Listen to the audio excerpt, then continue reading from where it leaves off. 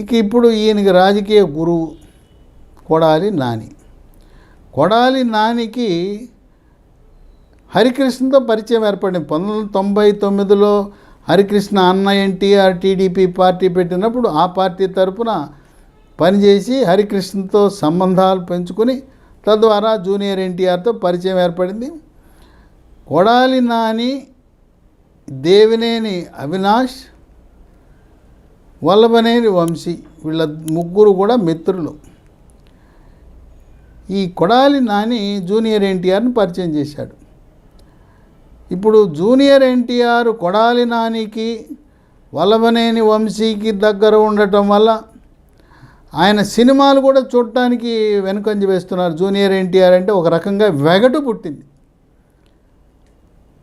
ఆ రోజు వల్లభనేని వంశీ భువనేశ్వరీ దేవిని అనరాని మాటలు అన్నప్పుడు, ఆమె వ్యక్తిత్వాన్ని అవమానపరిచినప్పుడు కనీసము స్పందించని జూనియర్ ఎన్టీఆర్, తెలుగుదేశం పార్టీ వాళ్ళు, ఆంధ్ర ప్రజలు జూనియర్ ఎన్టీఆర్ని ఆదరించడం తగ్గించేశారు. అట్లాగే చంద్రబాబు నాయుడిని అక్రమంగా అరెస్ట్ చేసినప్పుడు జూనియర్ ఎన్టీఆర్ స్పందనే లేదు, ఏదో మాట్లాడాడు.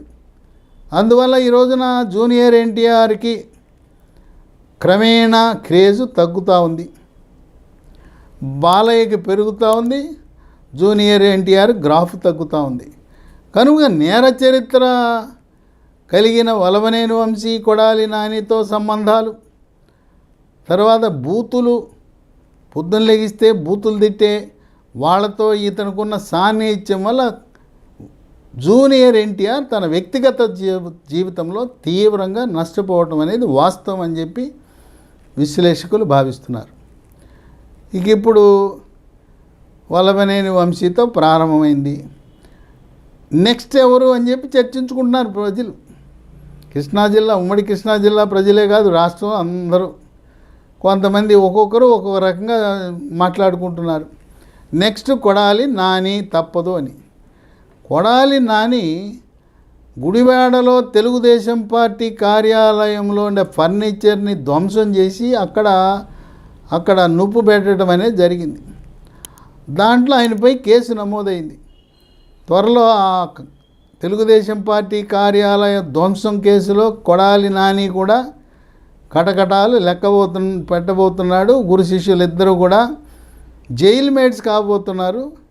ఇప్పుడు పాలిటిక్స్లో ఇద్దరు శాసనసభలో మేట్స్ అయితే అక్కడ ఉండబోతున్నారు. త్వరలో కొడాలి నానికి తప్పదు, కటకటాలు లెక్క పెట్టక తప్పదు, ఖైదీ నంబరు పొందక తప్పదు అని భావిస్తున్నారు.